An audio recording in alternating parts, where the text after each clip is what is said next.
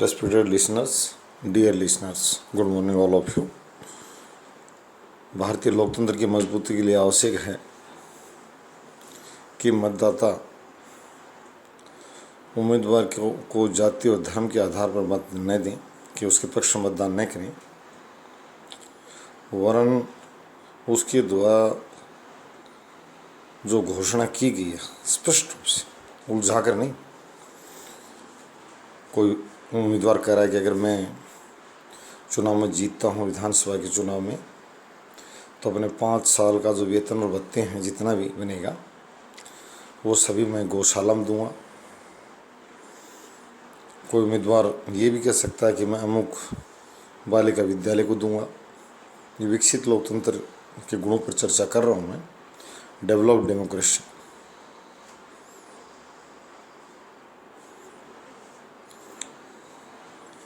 कुछ इसी प्रकार की अच्छी घोषणाएं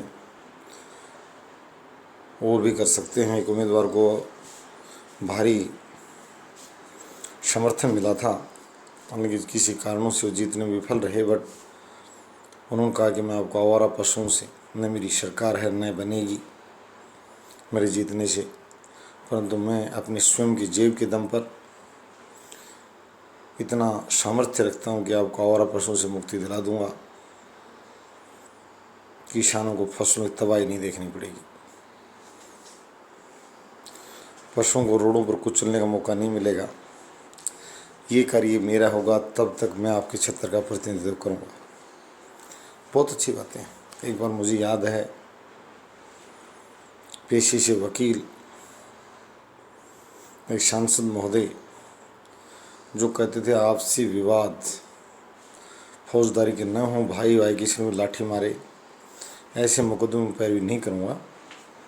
वरिष्ठ वकील, यदि आपका किसी भी शासन के साथ कोई झगड़ा है, कोई अधिकार को लेकर, तो मुफ्त पैरवी मैं करूँगा। यहाँ तक कि आपको किसी प्रकार का एक पैसा खर्च करने की आवश्यकता नहीं। एक चिकित्सक जब मैदान उतरा तो उसने कहा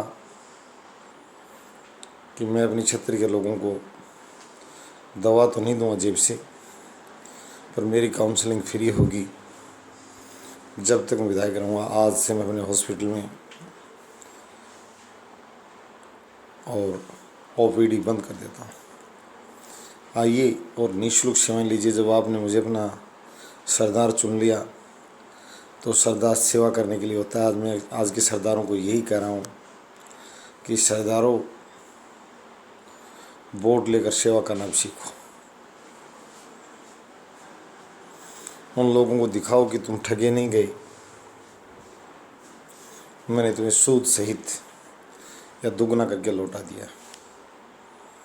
जनचर्चाएं हैं ऐसी। उन लोगों ने भारतीय समाज के मनोबल को ऊंचा किया है,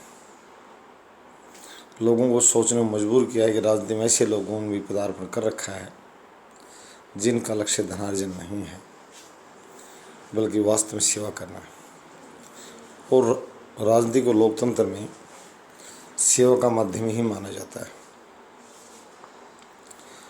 जहाँ जहाँ ये चुनाव हों, मैं पढ़े लिखे लोगों से, दूसरे प्रकार के सामाजिक कार्यकर्ताओं से ये निवेदन करूँ और भारतीय जनता से भी करूँगा कि आप की लोगों की शिकायत है राजनेताओं की कि ये लोग ज़्यादातर बहकावे से जल्दी मतदान करते हैं, बड़ी संख्या मतदान कर देते हैं।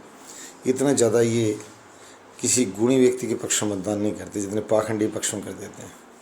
तो पाखंडी पक्ष में मतदान न किया जाए, गुण की पूजा की जाए। भारतीय समाज में ये चर्चा भी रही है कि गुण की पूजा की जाए।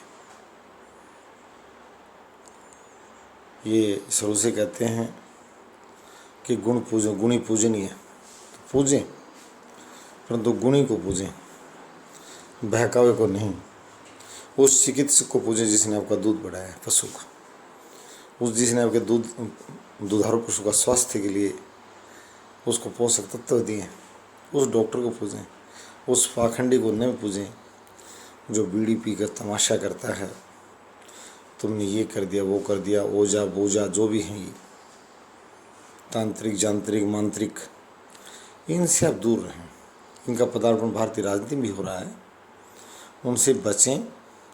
और मुख्य रूप से मैं यही कहूँगा, गुण के पक्ष में मतदान किया जाए, गुण को पहचाना जाए और गुणी लोग आगे भी आए।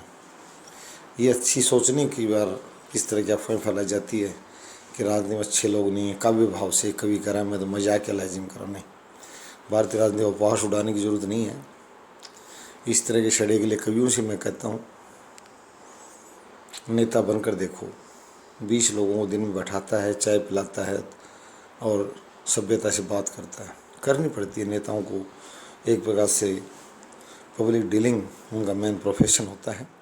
इस तरह की बातें नहीं की जानी चाहिए, उनके आचरण पर अंगुलियां उठाना, लोकतंत्र को अपमानित करना। मैं इस तरह के कवियों को कहना चाहता हूँ कि वो पुराने कवियों की तरह अपनी पेड़ और पत्तियों पर कविताएं बनाएं, चहकती चिड़ियों पर बनाएं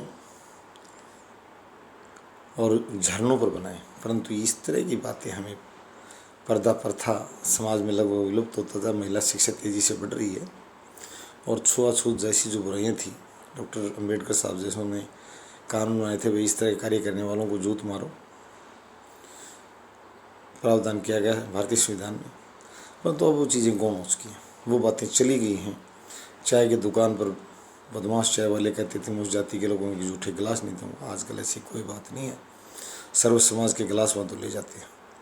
और ये नाई की दुकान पर है, सर्व समाज के बाल वहाँ काटे जाते हैं। भारतीय समाज इस चीज़ से बहुत ऊपर आ गया है, जिसके लिए साधुवाद का पात्र है। और ये भी देखा गया है कि एक स्थान पर बैठकर सभी समाज के लोग अच्छे से खाना भी खाते हैं, तो अच्छी बात है। इस शिक्षा और समझ ने जैसे इन दो बुराइयों को दूर किया जो भारतीय समाज के माथे पर कलंक थी, तो हम भी चाहते हैं कि गुणी के पक्ष में मतदान की जाए। मुझसे बात ये थी। और सरदारों से कहूँगा, सेवा करें। जो सेवक सरदार न हो, किक दैट सरदार, उस जैसे सरदार को भगा दिया जाए। मेवक को कि रोकर वोट लेकर और बाद में अंगूठा दिखाना, ये बर्दाश्त नहीं है। इसके लिए मैं निर्वाचित वर्तमान विधायकों से और भावी उम्मीदवारों से कहूँगा कि वो मोबाइल नंबर साझा करें निश्चित रूप से, ताकि कम से कम लोग उनके व्हाट्सएप पर लिख कर तो भेज पाएँ। छुपने की परंपरा भारत में बंद हो। सबसे बड़ी शिकायत जब हम मैदान में गए तो उन्होंने कहा कि सर बातें बहुत बनाते हैं पर फिर छुप जाते हैं। इस तरह की बातें गलत बात ना है। मैंने पहले कहा, समाज में कहीं बुराई है, एक आदमी बुरा कर रहा है तो उसको सब पर न थोपा जाए, बुरे का नाम निकाला जाए कि वो बुरा सिंह वो है। और ये जो अपने मोबाइल नंबर जो क्षेत्र के लोगों से दें ताकि वो बात कर सकें। मैंने अधिकारियों के लिए कहा था कि लोकेशन ट्रेसिंग की आवश्यकता नहीं है, व्हाट्सएप नंबर छोड़ दीजिए, व्हाट्सएप पर ये कि मैसेज दीजिए, कॉल अटेंड करना जरूरी नहीं है। वो ज़्यादा अच्छी चीज़ है ताकि जनता तक जुड़ पाएँ, संवाद स्थापित हो। मैं ये कहूँगा सरदारी से, पूरी से, कि आप संवाद स्थापित करें। इस तरह बातें चलती हैं समाज में। एक सी धुरंधर व्यक्ति है जो कहता है मैं अमुक जनप्रतिनिधि से मिलना चाहता हूँ फ़ोन द्वारा, बात पता लगा बात नहीं बनी। नहीं, सभी अपने नंबर साझा करें और इस पर भी डाल सकते हैं, नेट पर भी डाल सकते हैं, आजकल जो है साइट पर भी डाल सकते हैं, ताकि ज़रूरत के समय लोग उनसे संपर्क कर सकें। धन्यवाद।